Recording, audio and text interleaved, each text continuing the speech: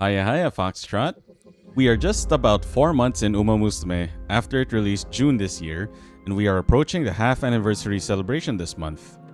I am sure plenty of us have learned a lot about our Umas, how to train them, and how to do better in Ura Finale and set up optimal Umas for team trials and even for CM Cups. Now, in the spirit of celebrating the half anniversary of the game, I would like to impart some techniques that I have learned playing this game for 4 months and doing research as well, and most importantly, learning from my failures and mistakes as much as I have my little and occasional successes and victories. For this video, I will be teaching all of you 5 simple but I think impactful techniques that can make the difference between your Uma ending their career in B+ rank to A rank. And this will assume, of course, a few things. You have gotten at least one event card and max LB bits such as Special Week, Mechiro Dober, Nice Nature. Honestly, having just one is already a very good addition to your deck in my honest opinion, since despite them being free, an SSR MLB has a few advantages over SR MLB support cards. The second is that you can borrow at least one of the big 3 meta cards: Super Creek, Hitasan Black, or Fine Motion. The reason why I put this there is because I know realistically most players, especially free-to-play players, and those who roll primarily for Umas more than support cards will not have an abundance of MLB or high LB SRs, let alone meta SSRs. Thankfully, we can borrow one from people we follow or our friends, so there is that saving grace. With those 2 points taken care of, let's get to the main feature of the video: the techniques and some knowledge I'd like to impart to you. Rainbow fishing. We're not talking about Final Fantasy XIV rainbow fishing, but rainbow training fishing. This technique is usually applied in senior year, or sometimes, if you're lucky enough, classic year. This involves either resting or wit training instead of spending a turn and energy to rainbow train or do a G1 race. This usually happens when you have a rainbow training on an important stat, such as stamina for medium long, or strength for sprint mile, and for any Uma, speed. But you only have maybe 1 or 2 supports on it, so this will yield, depending on the training level, about 25 to 30 of that stat, and at the same time, you also do not have a G1 race to spend your turn on. It is standard practice that if you cannot get 60 stats from a training, it is better to race a G1, especially if you are confident that you can win it. And also, the other rule of thumb is that when it comes to training is that pre-debut and junior year, your priority will always be racing your bond levels. You want as many, if not all your cards at orange before summer of classic year, and definitely by senior year, so that your rainbow training in that summer training will make use of level 5 training that summer camp provides. It is expected by senior year because, again, hopefully you are not that unlucky that not all of your cards are maxed out in bond levels. The thing is, by senior year, there is maybe 1, or if you are lucky, 2 stat trainings that will be as good as they were done in summer camp, so you don't really need to cash out every time if you want to make the most out of every turn.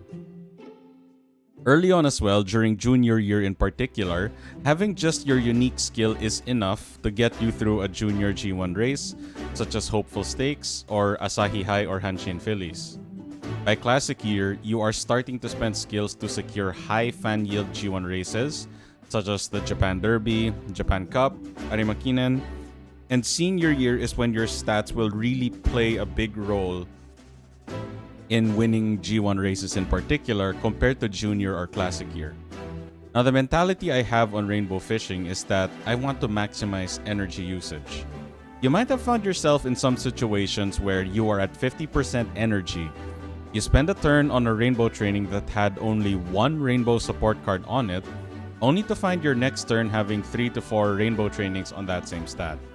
And guess what? Your chance to fail is now double digits instead of single or 0. Now, I have this mentality of training my Umas or spending a turn as if I do not know what my choices will be on the next turn. By senior year, your 2 primary stats, one of course being speed, and the other usually stamina or power for medium long and sprint mile umas respectively, will give you nearly as good stats as summer camp training when rainbow training. Now, resting is something people try to minimize, which is a good thing, but ultimately you will end up resting to recover energy. Rainbow fishing is a different side or perspective of resting efficiently. Even if a low yield rainbow training at 0% leads to a 20% chance to fail with a high yield rainbow training, there is absolutely no way for you to know what the next turn would be or if it would indeed give you high yield rainbow training, and there's also no way for you to know if you'll pass that 20% chance to fail. By rainbow fishing, by either resting or wit training to save energy, you guarantee yourself at least a high yield training when it happens. Or at the very least, if there is a nice set of rainbow training in the next turn, at least your energy is high enough that your chances are very good. Avoiding failed training is just as beneficial in my opinion as training nearly every turn, because bad RNG is still a horrible thing to deal with. You would hate to fail a training turn at 50% energy, rest to make sure that your next training is 0% chance to fail, but end up triggering Night Owl by resting that turn. And it's even worse when your mood is normal when that happens, because that means that your mood is now bad. And that means that your training results are below the minimum value. And your stats during races are reduced ever so slightly. But that slight decrease can be what makes you win by a nose or lose by a nose. Another aspect of rainbow training is to balance out the safety of using only cards that belong to two stats, these stats usually being speed and another stat. Players who usually run 3 or even 4 stats can afford to do so because their cards are really good and MLB'd as well, and they must have very good parents to use. By using a safe and more consistent deck, we trade insanely high stats across the board, or at least ideal stats on true primary stats more consistently. By rainbow fishing, we increase our chances of getting higher target stats for our Umas. An example is reaching 1200 speed with 900 stamina for medium Umas and 900 to 950 speed with 1100 to 1200 stamina for long Umas. This also does of course come with a risk. If your rainbows are unlucky, your run is going to be very difficult to salvage. It's a harsh truth really that luck is almost always a factor. But this technique is not really about eliminating luck, but it is making luck less of an issue. Utilizing and understanding your Uma's strengths. Information and knowledge is the key to victory in many aspects. Be very aware of your Uma's stat growths and their aptitudes because they give you hints on how to train them for CM Cup, team trials, and what stat goals are consistently realistic or require insane luck to achieve. Let's use Ogre Cap as an example. Being an Uma with great aptitudes for mile and medium, as well as a decent aptitude for long, this means that by having a long-range Uma parent, you can bump her long aptitude to A if you want to. Ogre Cap has a 20% stat growth for speed and 10% for power. The lack of stamina growth means that she is easier to build on mile than medium, where stamina is recommended to be at 600 while medium is recommended at 900. Having this much speed growth means that with 3 decent speed cards, reaching 1200 is achievable, or at least a high S or SS. Using 4 speed cards will make 1200 speed even more consistently achievable, and with this in mind, you can run 3 speed, 3 power cards to test your luck if you can get at least a high S stat for both speed and power, which are 2 very important stats for mile in particular. Power playing an important role for end closers and late surgers in particular. You will notice that her built-in skills really favor late surgers and mile, but she does have access to Gurman, which is a pace chaser skill. And if you examine her unique skill, you should know that it triggers more consistently as a late surger, especially in Ura Finale. In team trials and CM Cup, however, most of the time, a very powerful pace chaser or frontrunner will always be in front of Ogre Cap. You can even guarantee this happening by adding a frontrunner or a pace chaser yourself, so that there is someone for Ogre Cap to keep her from first place, at least keeping her in 2nd to 5th place, so that her ult will trigger at the 200 meter mark. This means that in Ura career, you will probably run late Oguri for consistent triggers for her ult. Also, in times when there are many pace chasers and you don't want to risk getting boxed in, you may want to run her as a late surger. As you train her, you will also purchase skills or acquire hints that pace chasers would favor, and use Gourmand if you want her to be a medium or even long Uma for team trials and CM Cup. This also means that your cards will also be affected. So cards like Nishino Flower, who primarily provides pace chaser skills, you'll probably run it over someone like Asian Flash, who gives skills that late surgers can utilize. Ura can be done without acquiring a single skill, and while it is a gamble, the mentality here is really the main focus. We are running an Uma through Ura Finale, but our stat goals and skill acquisitions has team trials and CM Cup in mind. Oguri has plenty of mile and medium career races, meaning she is easier to build for mile and medium. You can still build her for long, of course, but it will be tricky since you are fighting the high speed power requirement of mile by investing extra training turns, and probably because you are using at least one stamina card. This one tiny section is on Oguri Cap alone, but this is what I do literally for every Uma that I have trained for the past 4 months. It is not easy and it takes practice, but basically 5 or 10 minutes of preparation and studying your Uma can save you 20 to 30 minutes of headaches in an Ura career run, because you know what to do, what to aspire to, and what you are training her for. Understanding velocity versus acceleration. There is a reason why most pace chasers and frontrunners that you'll see in team trials or CM Cup have Maruzensky's unique skill. What makes Saiyan Sky in endgame more desirable than Silent Suzuka, for example, is that despite Suzuka being arguably very easy to use in Ura, it's that Saiyan Sky's unique skill boosts acceleration, while Suzuka's boosts top speed. There are not many skills that provide a boost in acceleration in particular, especially in the final spurt or late race, which makes acceleration skills very valuable. The reason why they are very valuable is that because the final spurt or late race is when all Umas ignore their target speed and their adjustments to the lead runner and will instead go as fast as they possibly can to get first place. If you have suffered losses to someone like Grass Wonder, Oguri Cap, Simply Rudolph, Goldship, this is because naturally, late surgers and end closers have the highest speed multiplier, while frontrunners have the lowest. Although the difference is marginal, it's still a difference to overcome. This is why frontrunners in particular really want acceleration to reach their top speed as soon as possible, so that they can reach the finish line sooner before the top speed of end closers and late surgers allow them to overtake and zoom to the front.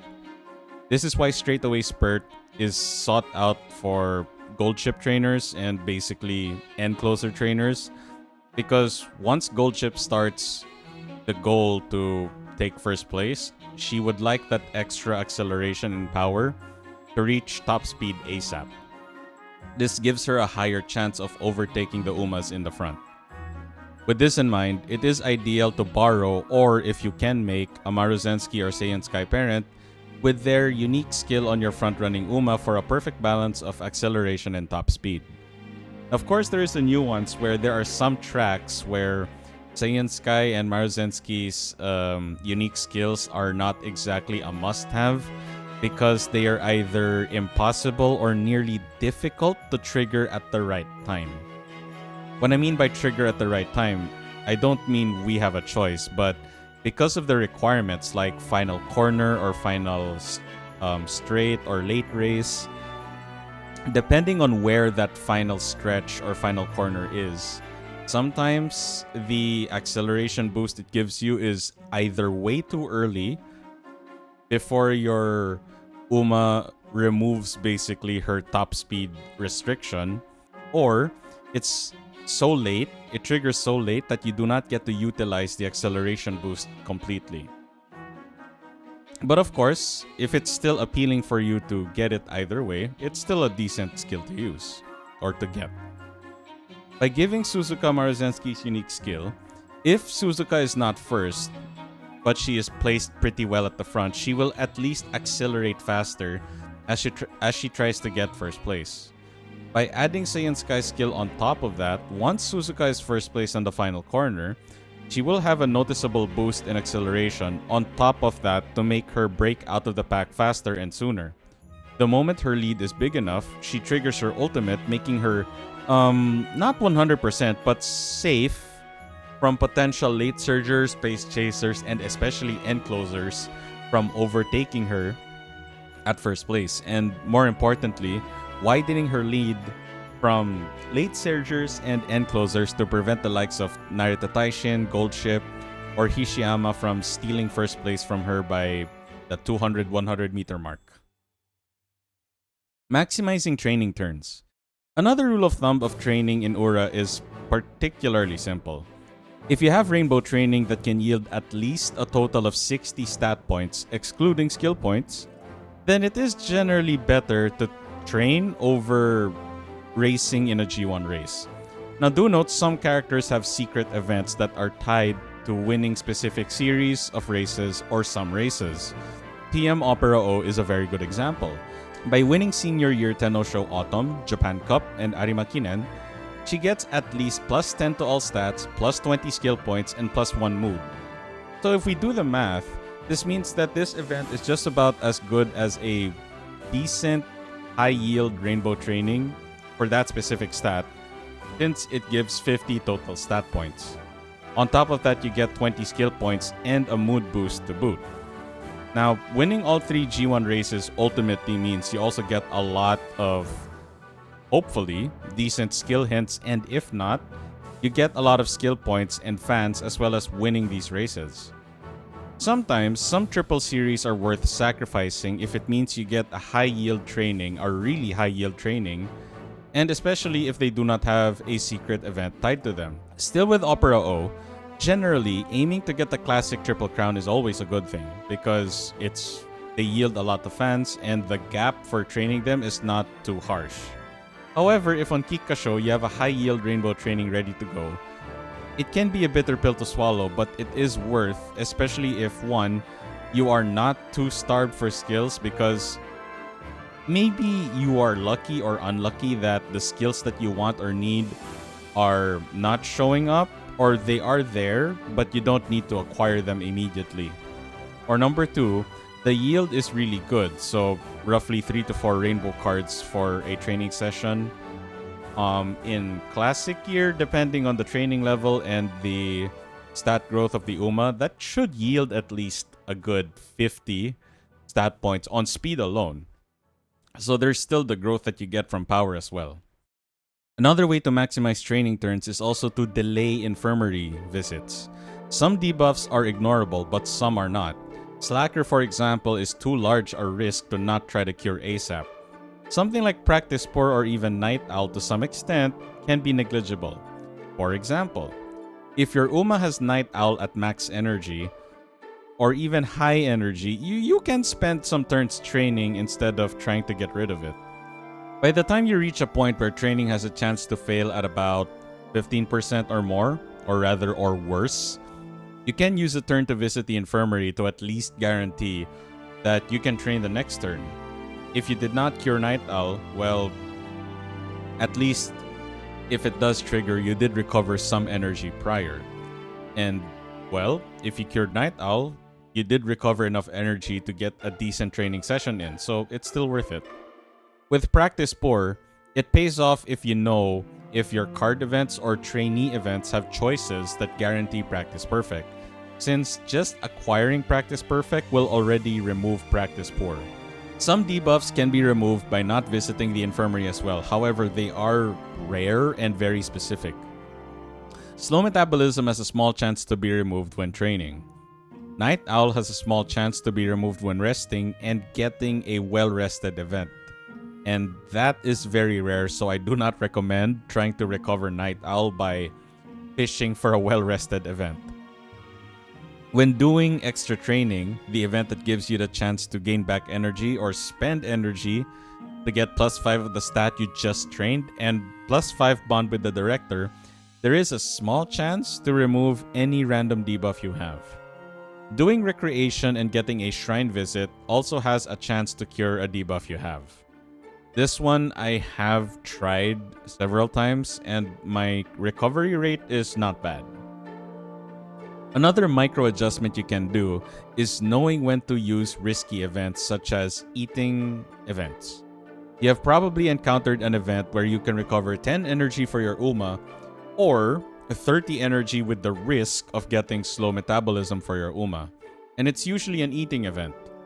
Taking this gamble early game, in my honest opinion, is better than late game because at this point in the game, you are training for not stats, but for bond levels. So not being able to train for a stat, or rather not being able to train speed to get speed is okay because, well, if your cards are not landing on speed in pre-debut year or even junior year, you're not really going to be training speed as a priority. Not training on speed is something you'll do often early game, especially if they are not landing on speed. So every turn you spend training means that there is a small chance that slow metabolism naturally gets removed as well. Late game is when the risk can be painful because at senior year, having slow metabolism is effectively not training speed or any rainbow stat during summer, which is painful to do, especially if you have rainbows ready to trigger. Now, some risks are worth taking earlier than late game, and some are worth taking even late game. In the end, of course, if luck is on your side, all risks are good risks. And to be fair, what defines a risk being worth it differs from person to person. So I'll leave it up to you, Foxtrot, to decide how far is a risk risky enough and rewarding enough for you to take it. Balancing cards for stats and skills. You've probably heard the term stat stick a couple of times. Card being a stat stick essentially means you are picking or using that card purely for the stats that it boosts, trains, and maybe the events that it has.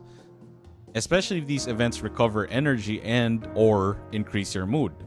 Now, some cards are picked even they do not complement your Uma's distance or strategy. Let's take Sweep Tosho for an example. Be it MLB or not, Sweep Tosho is always a solid choice if you have a slot to spare for speed cards. Primarily for one reason. Sweep Tosho has an event that, based on the decision or option you choose, gives your Uma the buff called Charming.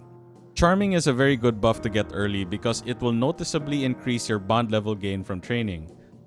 Some Umas have events in their career that gives this, but they are not very common. The acupuncturist can also give you this, but there is a chance that it will fail, even though it is the most commonly picked choice when she appears early. But bringing Sweep Tosho guarantees that once you get this event, of course the only chance you have to deal with is getting the event. But once you do, you are guaranteed to get Charming as long as you pick the right option. Kitasan Black SSR is primarily used for the amount of speed she gives you just by training with her. Her golden skill is not bad, and a lot of her skills are very usable and very good. But the reason why people like to use Kitasan Black SSR is because, again, speed training with Kitasan Black has very high yields. Fine Motion and Super Creek are sought out in particular because their golden skills are particularly desirable. Speedstar is given by Fine Motion, and Speedstar is a pretty good pace chaser skill. Super Creek provides Swinging Maestro, which is a recovery skill that just about every Uma would want to use if they have it. And doesn't matter what distance or what racing strategy your Uma is, if you want or need a recovery skill, this is usually the priority and the first option that a lot of people resort to. Knowing how some cards are picked for stats and some for skills, or some for even both, this is how I balance out not pulling for support cards as much as I do for Umas. Let's take my Tokai Teo run here as an example. A few of these cards will make sense for many of you, I think. Kitasan Black for speed, Swinging Maestro from Super Creek, Special Week giving Gourmand, and Mayano Top Gun being a good stamina card with a few skills I can use from her hints and from events. Why then am I using Biko Pegasus, who is primarily a sprint card, and Nishino Flower, who, while she gives Beeline Burst, does not start with friendship levels? Pico Pegasus, even at 0 LB, has 10% training effectiveness, which means just her card landing on any training, any stat training, will make stat yields better. I know for a fact I cannot use her skills as Tokai Teo, but once Rainbow Training starts going, those stat yields will really have a lot more impact. Nishino Flower, on the other hand, has one particular event that can give a lot of energy, or Charming. On top of that, she does give Pace Chaser corners, as well as decent passives and green skills that can be used in CM and Team Trials. Now, these are just 2 examples, and it's going to get even more layered once Guts get buffed and we see people using Haruurara or even Matekane Tannhauser in their decks. It doesn't make sense now, but it will. And that's really all I have to share for you for now, Foxtrots. If you have any memorable moments these past 4 months of Umamusume being released, please share them in the comments. I really like seeing how other people are digesting and playing and experiencing Umamusume. It can be from the game or from the anime and the movies, but I would like to know. Please leave a like and a subscribe if you like this video, because it really does help me out a lot. Thank you again for watching this video, and I'm really looking forward to the halfway anniversary celebration we will get soon. Thank you, have a good day, and of course, happy training, trainer.